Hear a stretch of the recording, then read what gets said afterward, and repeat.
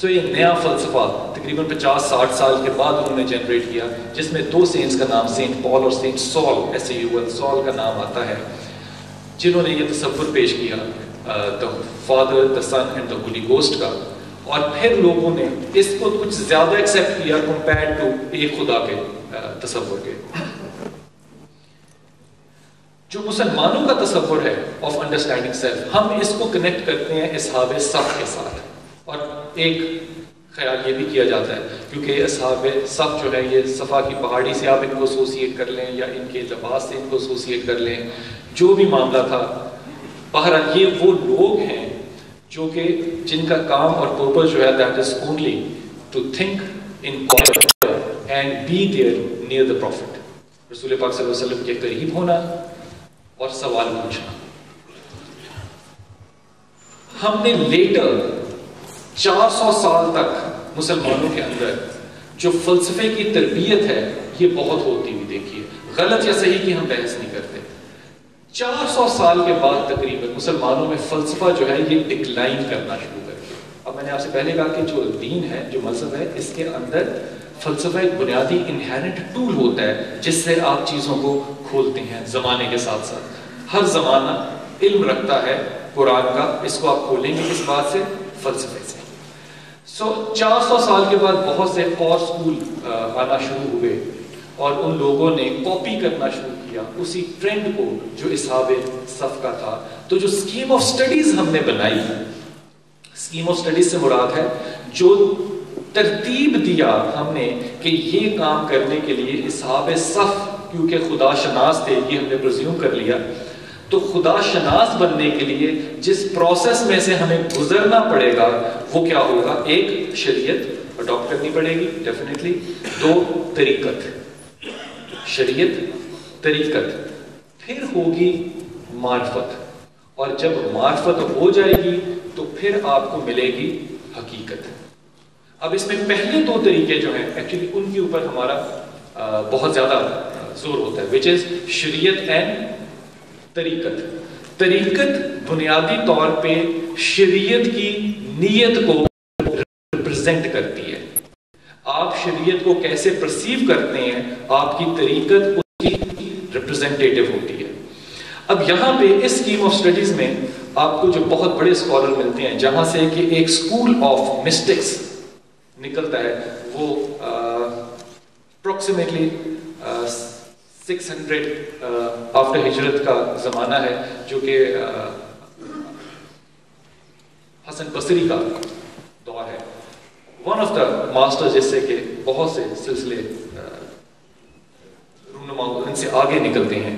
اس وقت پاکستان سب کانٹیننٹ کے اندر اگر سیلف کو انڈرسٹینڈ کرنے والے سکولز کو دیکھا جائے تو they exceed 137، more than 137 recognized figure جن کا نام پتا ہے۔ یہ اسکول کی تعداد ہے جو کہ سیلف کو مختلف طریقوں سے انڈرسٹینڈ کرنے کی جدوجہد میں مشغول ہیں۔ ان میں سے 4 اسکول جو ہیں وہ بڑے اسکول ہیں، قادریہ، نقشبندیہ، چشتیہ اور سہروردیہ۔ اب ان اسکولوں میں بھی اگر کریں تو سیلف کی ریکگنیشن جو ہے اس کے لیے پھر ٹول استعمال کیے گئے۔ ٹول کیا ہے؟ مثلا قادریہ سلسلہ جو ہے یہ سما کے خلاف ہے، یہ قوالی وغیرہ کہے گا کہ یہ ٹھیک بات نہیں ہے۔ ذکر کس چیز کا کرنا چاہیے؟ ذکر کرنا چاہیے، اور کس چیز کا کرنا چاہیے؟ زیادہ تر درود کا ذکر کرنا چاہیے، کیونکہ یہ وہ کلام ہے جو خدا کا کلام ہے، اور خدا کیونکہ درود پڑھتا ہے اس لیے درود کا ذکر کیونکہ سب سے اس لیے سما بیک پہ چلا گیا، اور جو درود کا ذکر ہے یہ فرنٹ ڈیسک پر آ گیا۔ اگر آپ اس فارمیٹ کو ایکسیپٹ کریں گے تو اس کو آپ نام دیں گے قادریہ سلسلے کا۔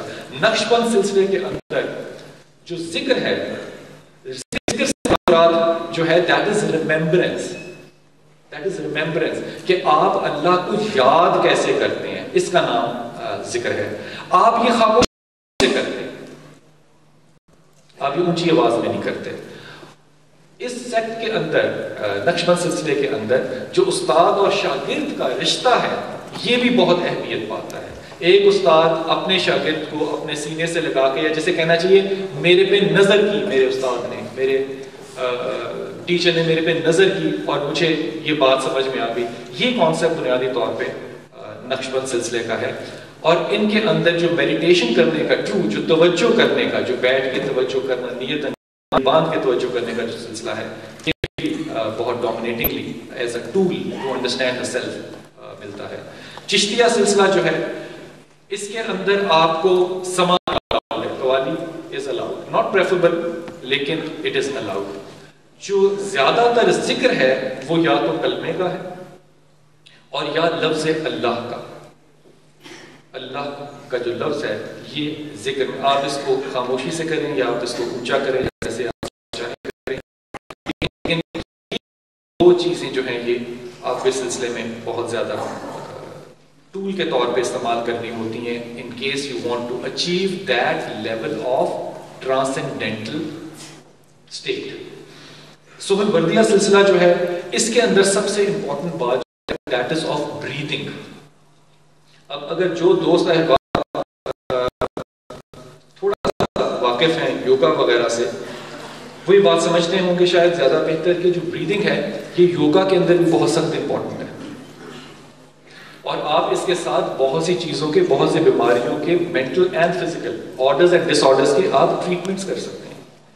اب اس سلسلے کے اندر جو سانس لینا ہے، تو وے یو بریتھ، آپ اندر سانس لے رہے ہیں تو آپ نے کیا ذکر کرنا ہے، آپ جب باہر سانس لے رہے ہیں تو آپ نے کیسے ذکر کرنا ہے، رائٹ نوسٹرل سے کون سا ذکر ہے، لیفٹ سے کون سا ہے، جب آپ نے سر نیچے کر کے کہنا ہے تو کیسا بریتھ ہوگا اور کیسا لفظ ہوگا. جب یہ تمام جو سائیکل ہے اس سلسلے کا، یہ ریوالو اراؤنڈ کرتا ہے آن یور بریتھنگ پیٹرن. اب غور کیجیے، یہ چاروں سلسلے بتانے کا مطلب صرف یہ ہے کہ مسلمانوں کے اندر بھی جب آپ سیلف کی ریکگنیشن کی طرف جاتے ہیں تو ہم بھی آزاد نہیں ہیں مکمل طور پہ اس تمام ہسٹوریکل پرسپیکٹو سے جو کہ اس سب کانٹیننٹ میں اویلیبل ہے. ہم بھی ان ٹولز کو استعمال بہت خوبصورتی سے کرتے ہیں جو کہ غیر مسلمانوں نے بھی کیے.